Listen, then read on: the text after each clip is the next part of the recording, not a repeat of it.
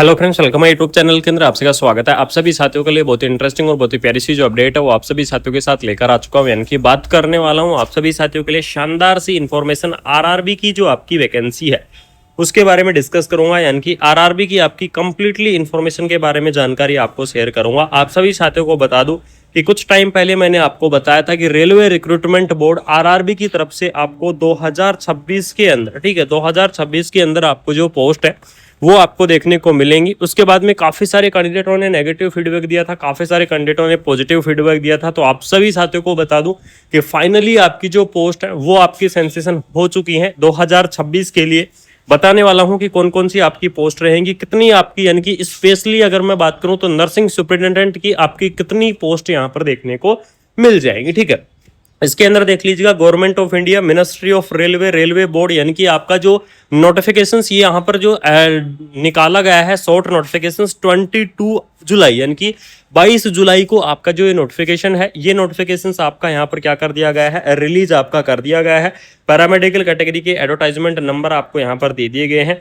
General managers all zone railway and यहाँ पर दिया गया है। देख लीजिएगा सब्जेक्ट आपका क्या रहेगा, approved vacancy of paramedical categories to be notified in 2026, यानी कि 2026 के अंदर आपकी जो पैरामेडिकल कैटेगरी की वैकेंसियां थी वो आपकी क्या कर दी है, अप्रूव्ड यहाँ पे कर दी गई हैं। और इसके अंदर देख लीजिएगा टोटल अगर मैं बात करूं तो यहाँ पर 600 यानी कि 600 पोस्ट आपकी यहाँ पर क्या की गई है, अप्रूव की गई हैं। और ये 600 पोस्ट आपकी रहेंगी टोटल 9 कैटेगरीज के अंदर, यानी कि 9 पैरामेडिकल कैटेगरीज के अंदर आपको 600 जो पोस्ट है वो आपकी यहाँ पर क्या की गई है, रिलीज आपकी कर दी गई है। वो आपको मैं बताने वाला हूँ कि कौन कौन सी आपकी पोस्ट यहाँ पर रहेंगी। जो आपकी 9 कैटेगरी है वो 9 कैटेगरी आपको कौन कौन सी देखने को मिलेंगी। उसके अंदर आपको सबसे ज्यादा जो पोस्ट दी गई है वो पोस्ट दी गई है आपको नर्सिंग सुपरिटेंडेंट की, यानी कि नर्सिंग सुपरिटेंडेंट की सबसे ज्यादा जो पोस्ट है वो आपको यहाँ पर दी गई है। सबसे पहले बात कर लेते हैं डायलिसिस टेक्नीशियन की, यानी कि डायलिसिस टेक्नीशियन की पोस्ट है। लेवल 6 के आधार पर आपको जो सैलरी है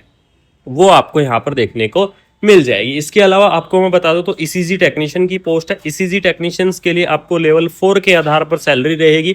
लैब असिस्टेंट की पोस्ट है, लेवल 3 के आधार पर सैलरी रहेगी। नर्सिंग सुपरिटेंडेंट की आपकी जो पोस्ट है वो भी आपको यहाँ पर दी गई है। और नर्सिंग सुपरिटेंडेंट की आपकी सबसे ज्यादा यहाँ पर जो पोस्ट है वो आपकी रहने वाली है 372, यानी कि 372 आपकी नर्सिंग सुपरिटेंडेंट की जो पोस्ट है वो आपको देखने को मिल जाएगी। इसके अलावा यहाँ पर देख लीजिएगा आपको फार्मासिस्ट की पोस्ट दी गई है।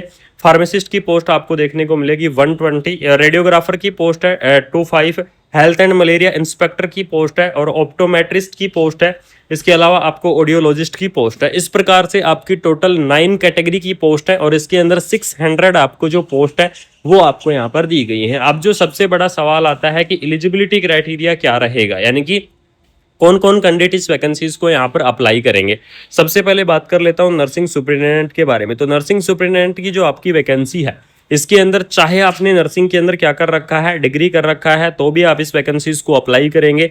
अगर आपने नर्सिंग के अंदर डिप्लोमा कर रखा है तो भी आप क्या करेंगे, इस वैकेंसीज को अप्लाई करेंगे। यानी कि डिग्री और डिप्लोमा वाले जो कैंडिडेट है वो इस वैकेंसीज को अप्लाई कर सकते हैं। वो इस भर्ती के लिए एलिजिबल्स रहेंगे। जिन्होंने क्या कर रखा है, जीएनएम कर रखा है, वो कैंडिडेट भी इस वैकेंसीज को अप्लाई कर सकते हैं। बीएससी नर्सिंग जो कैंडिडेट है वो भी अप्लाई करेंगे। पोस्ट बीएससी नर्सिंग कैंडिडेट है वो भी इस वैकेंसीज को अप्लाई करेंगे। और जो एमएससी नर्सिंग कैंडिडेट हैं वो भी क्या कर सकते हैं, इस पोस्ट को अप्लाई कर सकते हैं। यानी कि चाहे आपने नर्सिंग के अंदर डिग्री कर रखा है, चाहे आपने नर्सिंग के अंदर डिप्लोमा कर रखा है, बिल्कुल से डिग्री और डिप्लोमा वाले जो कैंडिडेट है वो इस वैकेंसीज को अप्लाई कर पाएंगे। वो इस भर्ती के लिए यहाँ पर क्या रहेंगे, एलिजिबल्स रहेंगे। इसके अलावा आपको यहाँ पर देख लीजिएगा ईसीजी टेक्नीशियन की बात करूं तो आपको ईसीजी के अंदर आपका क्या होना चाहिए, डिग्री या डिप्लोमा होना चाहिए।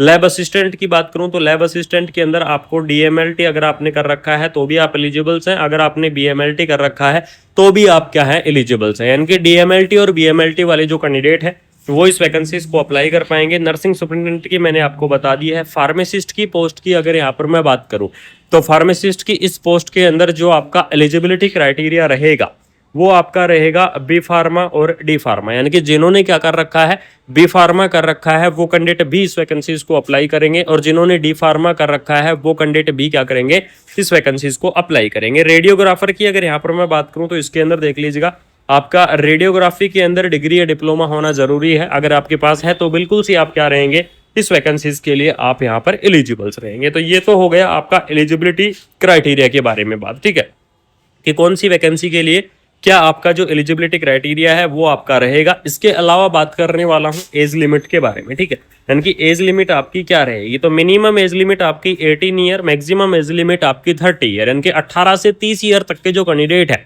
वो इस वैकेंसीज को अप्लाई कर पाएंगे। लेकिन आपको मैं बता दूं कि बी फार्मा और लैबटेक के लिए 27 ईयर मैक्सिमम एज लिमिट आपकी यहाँ पर मानी गई है, ठीक है। बाकी आपकी जो नर्सिंग ऑफिसर या नर्सिंग सुपरिटेंडेंट की जो पोस्ट है उसके अंदर 18 से 30 रहेगी। ये तो होगी आपकी एज लिमिट। इसके अलावा आपका जो गवर्नमेंट रूल के हिसाब से रिलैक्सेशन है वो रिलैक्सेशन भी आपको यहाँ पर क्या किया जाएगा, प्रोवाइड आपको करवाया जाएगा। और इसके अंदर देख लीजिएगा ओबीसी कैटेगरी की बात करूं तो ओबीसी कैटेगरी के लिए आपको 3 ईयर का रिलैक्सेशन रहेगा। एससी और एसटी कैटेगरी की बात करूं तो आपको 5 ईयर का जो रिलैक्सेशन है वो आपको देखने को मिल जाएगा। और पीडब्ल्यूडी कैंडिडेट की बात करूं तो आपको 10 ईयर का जो रिलैक्सेशन है वो आपको यहाँ पर क्या किया जाएगा, प्रोवाइड आपको करवाया जाएगा। तो इस प्रकार से आपका अलग अलग कैटेगरी वाइज जो रिलैक्सेशन है वो आपको देखने को मिल जाएगा। अलग अलग कैटेगरी वाइज आपका जो रिलैक्सेशन है वो आपका यहाँ पर क्या किया जाएगा, प्रोवाइड आपको करवाया जाएगा। सैलरी यहाँ पर देख लीजिएगा, सैलरी मिलेगी आपको लेवल 7 के आधार पर नर्सिंग ऑफिसर वालों को, यानी कि नर्सिंग की वैकेंसियां हैं, लेवल 7 के आधार पर आपकी सैलरी रहेगी। और लेवल 7 की मैं बात करूं तो 44,900 आपका बेसिक रहेगा।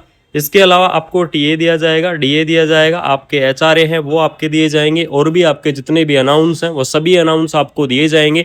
और आपकी जो सैलरी है वो सैलरी आपकी बहुत अच्छी खासी रहेगी, 90,000 के आसपास आपकी जो सैलरी है वो आपकी चली जाएगी। तो सैलरी के लिए आप सभी साथी बिल्कुल से यहाँ पर निश्चिंत रहेगा। ये तो होगी आपकी पूरी डिटेल्स के बारे में। अब जो सबसे बड़ा सवाल आता है, या फिर काफी सारे कैंडिडेट मेरे पास कमेंट करेंगे कि एप्लीकेशन फॉर्म कब भरे जाएंगे। फिलहाल में क्या है, पोस्ट आपकी सेंसेशंस कर दी गई है, पोस्ट आपकी यहाँ पर बिल्कुल से डिक्लेयर कर दी गई है कि 600 आपकी जो पोस्ट है वो आपको देखने को मिलेंगी। लेकिन सबसे बड़ी बात है कि फॉर्म कब से फिल होंगे। तो आप सभी साथियों को बता दूं कि इस भर्ती के आपके जो फॉर्म है, या तो आपके फॉर्म होंगे अगस्त लास्ट के अंदर, बिल्कुल अच्छे से सुन लीजिएगा सभी साथी, या तो होंगे अगस्त लास्ट के अंदर या फिर होंगे आपके सितंबर 1 के अंदर, ठीक है। आपके जो आरआरबी के रेलवे रिक्रूटमेंट बोर्ड के आपके जो एप्लीकेशन फॉर्म है वो एप्लीकेशन फॉर्म स्टार्ट हो जाएंगे। और जैसे ही इस भर्ती के एप्लीकेशन फॉर्म स्टार्ट होंगे तो सबसे पहले आपको इन्फॉर्मेशन मिलेगी कुमार मनीष एजुकेशन, जो आपका चैनल है, इस चैनल के माध्यम से मैं कोशिश करूंगा कि सबसे पहले इन्फॉर्मेशन आपको शेयर कर सकूं, सबसे पहले आपको जो अपडेट है वो अपडेट आपको मैं प्रोवाइड करवा सकूं। बाकी आप सभी साथियों को बता दूं कि ऑल ओवर इंडिया की आपकी नर्सिंग की जितनी भी वैकेंसियां हैं, चाहे वो किसी भी प्रकार की अपडेट हो, कैसी भी अपडेट हो, आपको कुमार मनीष एजुकेशन इस चैनल के माध्यम से जरूर से देखने को मिल जाएगी। तो बिल्कुल से जो साथी पहली बार विजिट कर रहे हैं या फिर जो साथी पहली बार वीडियो के ऊपर आए हैं, तो आप सभी साथियों को बता दूं कि चैनल को सब्सक्राइब करके और ऐसे ही सपोर्ट और प्यार बनाए रखना। आपको कंटिन्यू इन्फॉर्मेशन शेयर करता रहूंगा, कंटिन्यू आपको जो अपडेट है वो अपडेट आपको प्रोवाइड करवाता रहूंगा। बाकी मिलते हैं कोई नई अपडेट के साथ, कोई प्यारी सी शानदार सी इन्फॉर्मेशन के साथ। Thank you so much. जय